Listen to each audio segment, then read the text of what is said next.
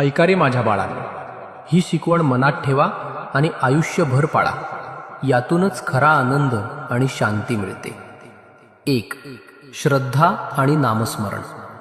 संकट ही आयुष्याचा भाग आहेत. संकट आली की देव विसरू नका. माझं नामस्मरण करा आणि श्रद्धा ठेवा. श्रद्धा ठेवल्याने कोणतंही संकट लहान वाटतं. 2.